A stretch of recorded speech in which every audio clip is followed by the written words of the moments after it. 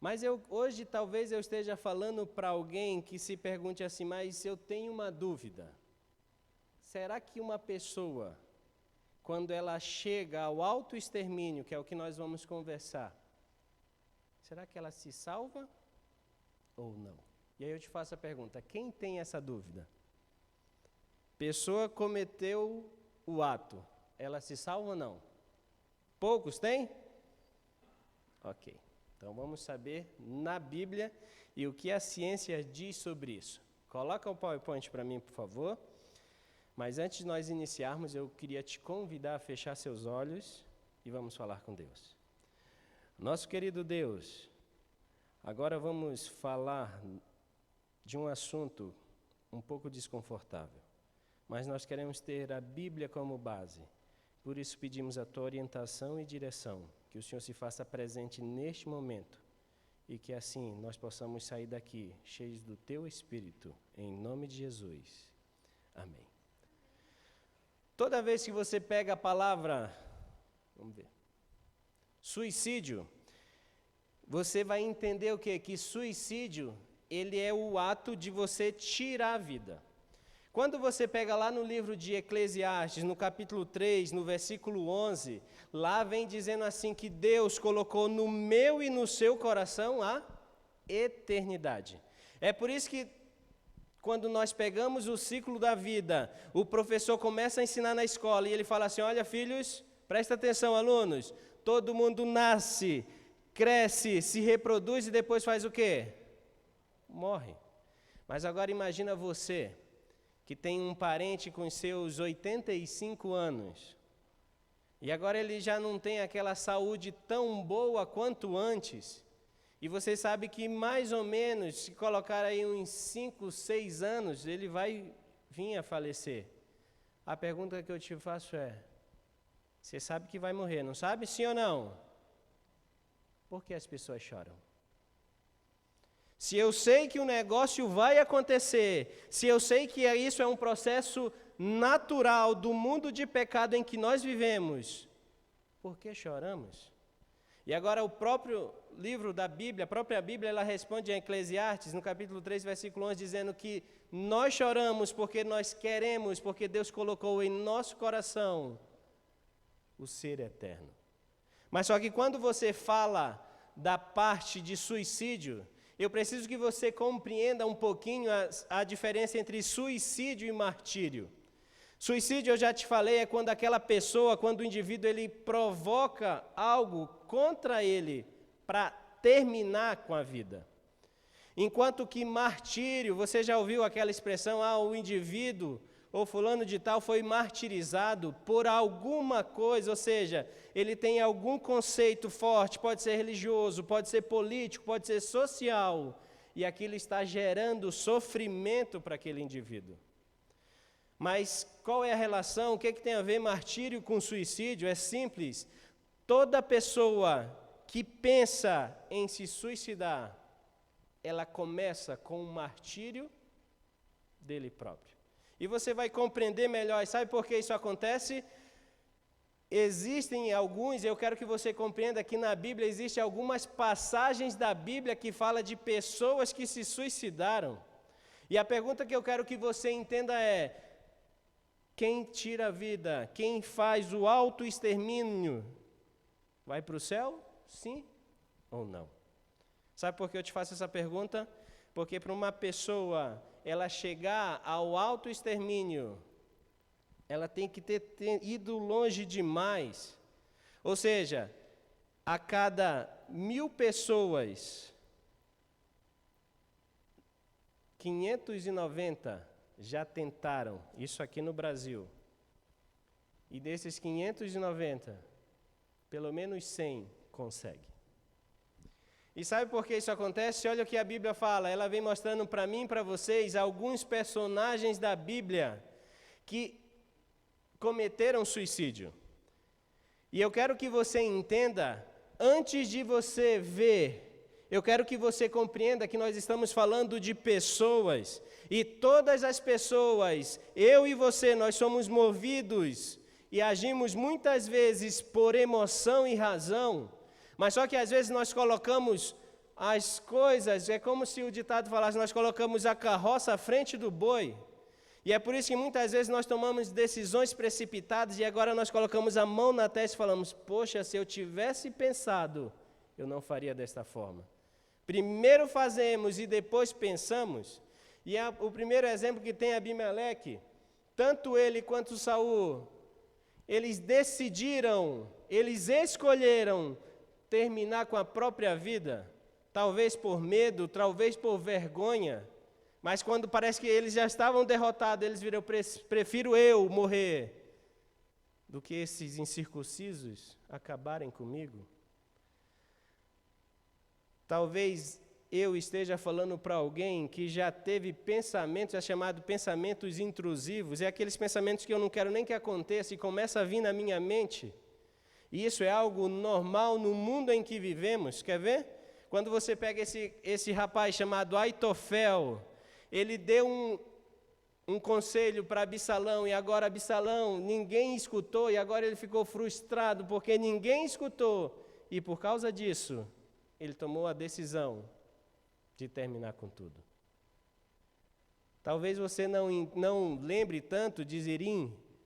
Ele decidiu, ele viu que as pessoas não estavam gostando do governo dele. Agora ele decide atear fogo no palácio e fica lá dentro esperando a morte, só porque ele não estava à altura do que ele achava que os outros pensavam dele. E sabe por que eu comento essas atitudes dessas pessoas?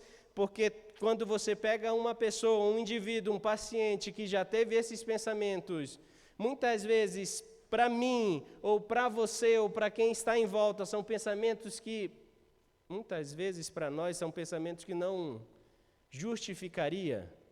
Mas sabe, querido, assim como nós já ouvimos, cada mente é um mundo, e aquilo que não é tão grave para mim ou não é tão grave para você, talvez para um indivíduo com cultura diferente, com costumes diferentes, é diferente.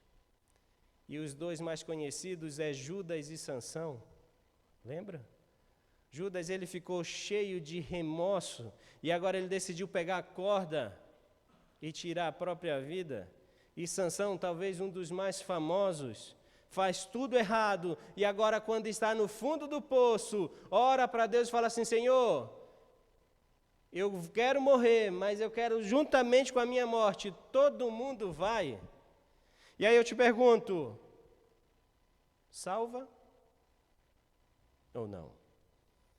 Porque nossa vida, a Bíblia ela vem falando para mim e para você que nossa existência, para ela valer a pena, nós precisamos ter um significado.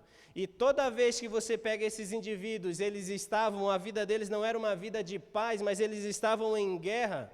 O exemplo claro eram os dois primeiros, Abimeleque e Saul, eles estavam em guerra, e agora por não estar dando tudo errado, eles começaram a ter medo. E esse medo que começou lá na origem do mundo, quando Adão e Eva se esconderam de Deus, e agora Deus fala assim, Adão, Eva, onde vocês estão? E agora Adão fala assim, Senhor, eu estava com medo, e porque eu estava com medo, eu preferi me afastar de Ti. E toda vez que a paz, eu fico sem paz, o medo toma conta de mim, por causa das minhas atitudes, por causa das minhas escolhas, e eu passo a sentir vergonha daquilo que eu faço. Talvez eu esteja conversando com alguém que sempre dá alguns conselhos, e quando você pega lá no livro de João, no capítulo 14, no versículo 27, Deus ele vem falando para mim e para você que Ele nos dá paz, e essa paz dele é diferente. E toda vez que eu encontro um paciente que chega até mim, ele fala assim, olha, eu preciso ter sossego na vida, eu estou angustiado. E talvez eu esteja falando para outros, talvez aqui, ou talvez aí em casa, que esteja passando uma luta, não pelo que somente está sentindo, mas pelo que os outros falam quando olham ele. Esse é o mais difícil. Mas eu quero que você compreenda uma coisa, meu amigo. Para uma pessoa, ela tomar uma decisão do autoextermínio, a imagem dela está deturpada, ela já não consegue olhar aquela pessoa que tem valor, aquela pessoa com esperança, não, já é um sentimento de desvalia muito grande. E agora a estima está lá embaixo, você pode dizer, olha, você é ótimo, mas está lá embaixo. Porque o emocional está destruído. E sabe, eu vou te falar isso, não só como cristão, mas eu quero te falar isso como psiquiatra. Problemas psiquiátricos se resumem a duas coisas. É lógico que existem aquelas exceções, que é 0,3%, mas problemas psiquiátricos se resumem a desestrutura familiar, e independente de religião, mas sim de religiosidade e espiritualidade, a ausência de Deus. Às vezes estamos cheios de teoria, quando na prática está tudo indo errado. Sabemos como devem ser as coisas em casa, mas só que em casa é tudo diferente do que eu sei na teoria. E as coisas começam a ir de mal a pior. E sabe por que isso acontece? Quando você pega na Bíblia, a Bíblia ela vem falando esses relatos de suicídios, não porque a Bíblia quer te dar lição de moral, em nenhum momento não. Mas a Bíblia quer deixar exemplos, assim como existem exemplos de pessoas vencedoras, pessoas que foram longe demais.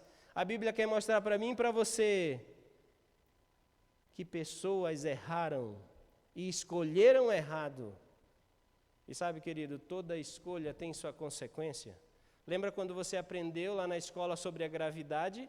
E aí você começou a entender que a gravidade é uma força que impulsiona você e eu para o centro da Terra.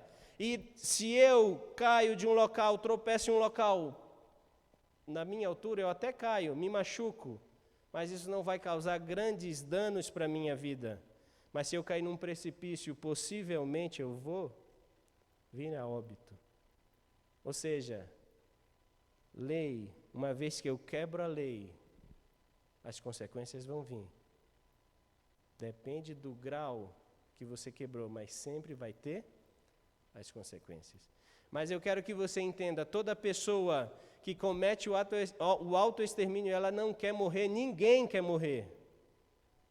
E talvez eu fale para alguém que fala assim, não, mas eu já ouvi o fulano de tal falando que quer morrer. Eu te digo uma coisa, querido, é só da boca para fora. Lembra o que diz Eclesiastes 3:11? Deus colocou na nossa vida, no nosso coração, a eternidade. Se não fosse assim, diz para mim, por que as pessoas procurariam tanto creme para passar no rosto? Ou talvez porque as pessoas iriam abrir mão e procurar procedimentos plásticos. Ou então, aplicação de botox ou ácido hialurônico. Por quê? Nós não fomos feitos para morrer. Mas só que a pessoa ela está tão desesperada, tão angustiada, que ela quer tirar essa dor, esse vazio que tem aqui dentro. E como ela não consegue palpar, como ela não consegue mensurar, ela acha que a única forma é acabar com tudo. E ela até acaba. Mas sabe qual é o problema? É que a cicatriz fica imensa.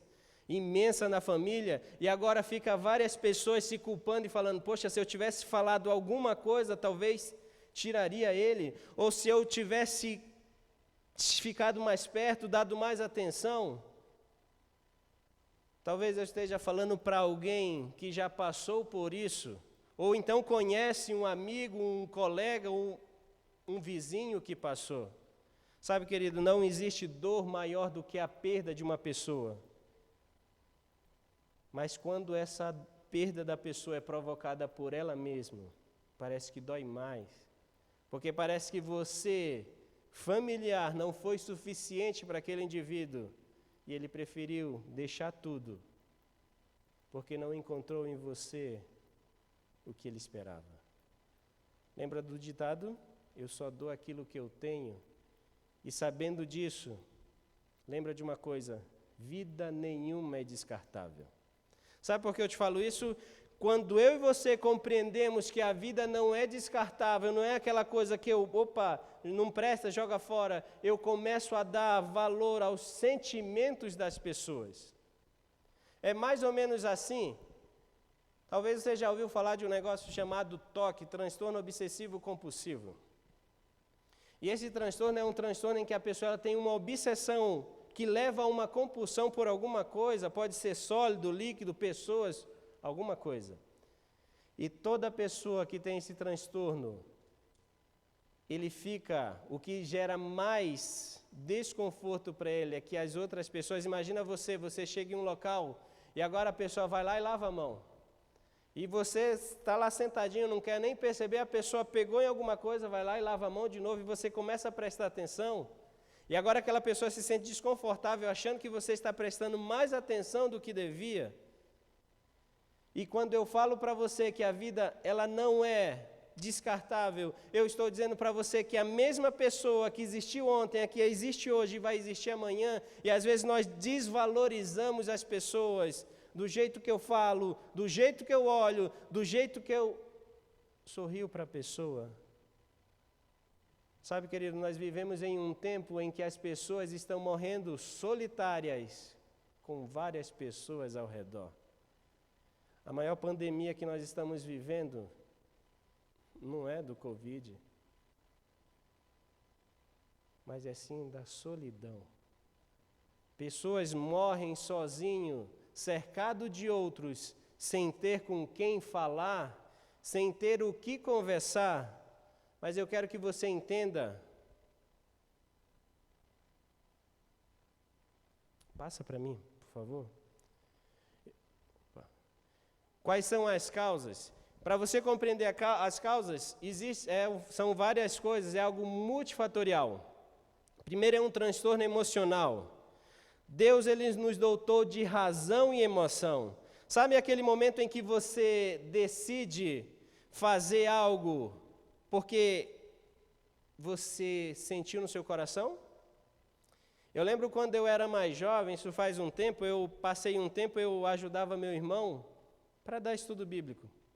E estudo bíblico é de Deus, sim ou não? Aí eu chegava assim para a pessoa e falava, olha, explicava que Deus era bom e explicava tudo. E eu falava assim, vamos estudar a Bíblia? E ele falava, não estou sentindo no meu coração ainda não. É complicado. E é por isso que Jeremias fala assim para mim e para você, enganoso é o coração do homem mais do que tudo. E às vezes nós começamos a ver, deixa de ver a Bíblia e começa a ver revistinha, opa, eu preciso ver como é que é meu dia hoje. E começamos a nos adequar, não conforme o que a Bíblia fala, mas conforme o que os outros falam, que livros falam, e deixamos Deus de lado. E agora os transtornos vão aumentando, e também existem algumas teorias, mas é apenas teoria, de desequilíbrio cerebral, da parte bioquímica, principalmente 3 neurotransmissores, que agem na amígdala cerebelar, dopamina, serotonina e adrenalina. E aí os estudiosos falam que esses 3 neurotransmissores, quando mal ajustado, quando menor o nível deles na corrente sanguínea, faz com que a pessoa ela tenha tendência a se deprimir mais. E aí entra a questão da depressão e da mania, que é a volatilidade em que a pessoa que até tem transtorno afetivo bipolar, ora ela está bem demais, ora ela está no fundo do poço. Sabe, querido, eu e você, nós temos alegria? Temos. Temos tristeza? Sim. Na psiquiatria nós chamamos que nós somos seres eutímicos, normotímicos. É normal essa variação acontecer. Mas tudo que é desequilibrado, tudo que é demais para cima, ou tudo que vem demais para baixo, erra. E sabe por que isso acontece? Porque a única pessoa, o único ser que pode nos dar o equilíbrio é Jesus. Sabe, querido, toda vez que eu te falo de Jesus, eu não estou falando para você de religião, é lógico que conhecemos a Bíblia, mas eu estou te falando de religiosidade, de espiritualidade, e é isso que a psiquiatria casa para mim e para você. Mas aí eu te pergunto, todas essas pessoas, não só da Bíblia, talvez pessoas que vocês já ouviram falar, tem salvação? Sim ou não? Sabe por que eu te pergunto isso?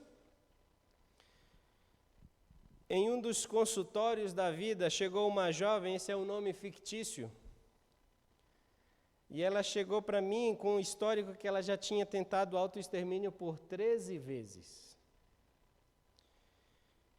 E ela tomava remédio, mas só que nesse ano em que nós estávamos conversando, ela descobriu que estava grávida. E toda vez quando uma senhora fica gestante, tem que ver o custo-benefício, porque os remédios podem trazer má formação para o feto.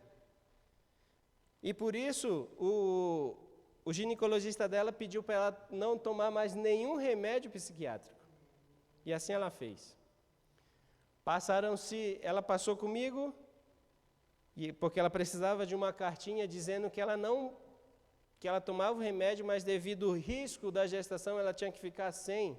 Dei a cartinha, passou 2 semanas, ela voltou. E ela falou assim: doutor, os pensamentos voltaram. E eu estou com medo de fazer alguma coisa, mas só que eu estou lutando, porque eu penso em Deus e eu penso no meu filho, tanto no que está na barriga, no outro menorzinho que ela tinha.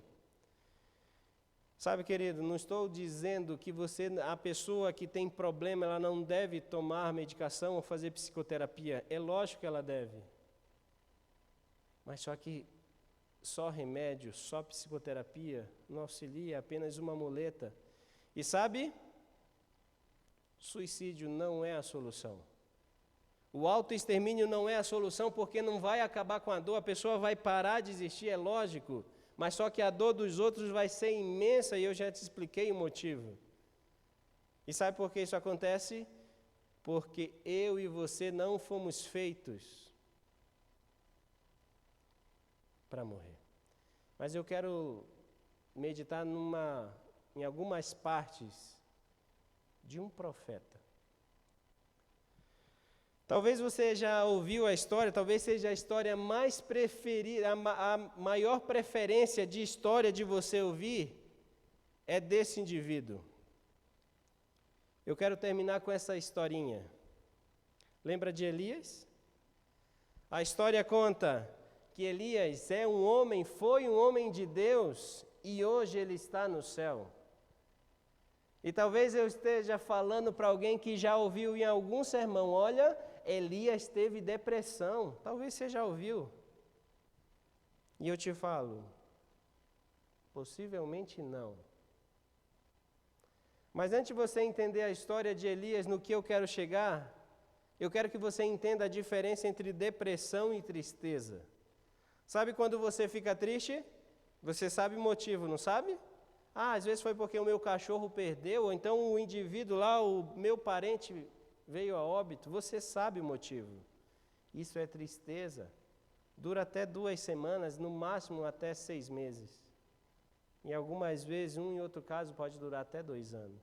Mas você sabe o motivo. E depressão é quando você tem uma tristeza.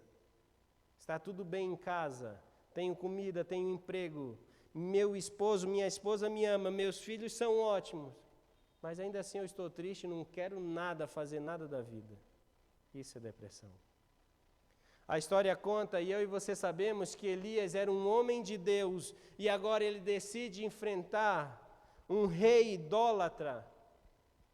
Ora a Deus e fala assim: Senhor, permita que não chova, e por 3 anos e meio não choveu. Voltou, olhou, fez um sacrifício, fogo desceu. E agora Acabe fala para Jezabel: olha, Jezabel, Elias matou todos os profetas. E agora Elias fica sabendo que Acabe ia atrás dele, e agora Elias fica com medo e foge.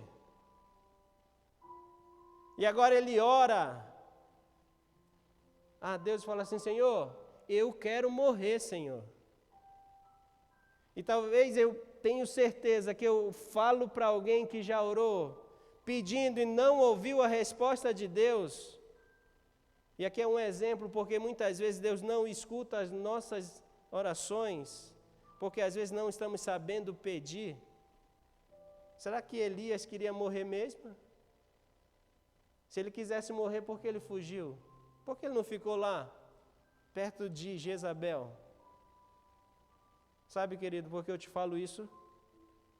Porque às vezes as nossas emoções nos enganam e nós achamos que aquilo que nós queremos é o melhor para nós, e Deus ele vem falando para mim e para você, filho, você está cheio de frustração, com pensamentos que não são pensamentos vindos do céu, mas são pensamentos naturais do ser humano que vive neste mundo. Eu te digo, fica calmo, fica tranquilo. Deus não atendeu a oração de Elias porque sabia que Elias estava passando por um momento difícil e todos nós temos momentos difíceis. Mas eu quero te dizer uma coisa, meu amigo, meu irmão. Jesus ele quer fazer o melhor por mim, por você, mas ele nunca vai fazer a parte que cabe a mim e a você. A Bíblia que eu leio é de um Deus que faz o impossível. É de um Deus que está disposto a fazer tudo o que você não consegue fazer, depois de você fazer tudo que está a teu alcance. Sabe?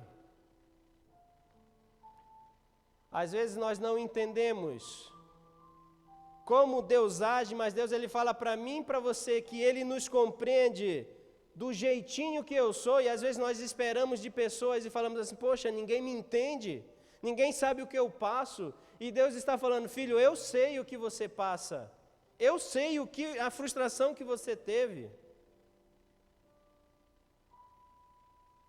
Anda frustrado com a vida? Talvez o casamento não está tão bom quanto você almejou. Ou então talvez os filhos não são os melhores filhos que você pensou na vida.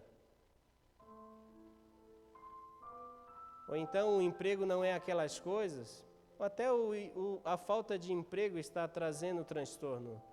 Sabe o que eu te digo? Deus não deixa você sozinho. Mas é difícil, porque muitas vezes eu não consigo ver, e a dor parece que só aumenta, e aquela pergunta, aquela insistência que tanto faço através das orações, cai no silêncio, e muitas vezes nos questionamos, perguntamos, Deus, aonde o Senhor está? Em uma outra vez eu atendi uma senhora, depois de 35 anos de casada, com 3 filhos, depois de levar uma surra do filho, ela chegou e falou assim para mim, doutor, para mim não resta mais nada, eu prefiro morrer. E ela falava assim, eu quero morrer porque meus filhos não me amam, meu marido não me compreende, mas em nenhum momento ela disse, porque Jesus não está comigo. Às vezes deixamos de ver o principal. Se todos te abandonarem, fica tranquilo, Deus está com você, Deus ele te ama. Possivelmente eu falo para alguém também que diga assim, mas eu nunca passou isso na minha mente. Ótimo. Mas talvez a pessoa que esteja do seu lado, em algum momento da vida já passou aquele pensamento, e se eu não estivesse aqui, será que não ia ser melhor? Sabe como você pode ajudar uma pessoa que está assim? Seja para aquela pessoa aquilo que você gostaria que uma pessoa fosse para você. Eu sei que nós estamos em um momento que não dá para ter abraço, não dá para... é diferente. Mas dá para você ser gentil. Dá para você sorrir. Ah, mas eu uso máscara. Dá para ver a afeição. Dá para você ser compreensivo. Dá para você ser carinhoso. E dá para você mostrar que você é filho de Deus e que você vive esse Deus, não na teoria, mas na prática. Assim como depois da chuva vem o sol, os momentos difíceis existem, mas te garanto uma coisa, vai acabar. Lembra da pergunta que muitas vezes questiona eu e você? E essas pessoas que cometeram isso vão se salvar? Quando você lê lá no livro de 1 Pedro, Deus ele vem falando para mim e para você que a salvação foi dada a mim e a você antes da fundação do mundo. Então eu te falo uma coisa, querido. Se você teve um parente, um amigo, um conhecido, calma. Só Deus não precisa de minutos, de segundos. Deus com frações, Ele consegue ouvir um suspiro de clamor, dizendo, Senhor, me perdoa por aquilo que eu cometi. Porque a salvação já é dada para mim e para você. Às vezes nós tomamos essas atitudes porque nós estamos doentes. E eu e você estamos doentes porque vivemos em um mundo doente, cheio de pecado. E eu te digo, querido, fique em paz. A chuva está passando, o sol está chegando e Jesus vai voltar. Que Deus te abençoe, que você possa entender que o suicídio é algo sofrido, acontece e vai infelizmente acontecer cada dia mais. Mas Deus ama a mim e a você e sempre Ele renova as oportunidades. Que Deus te abençoe.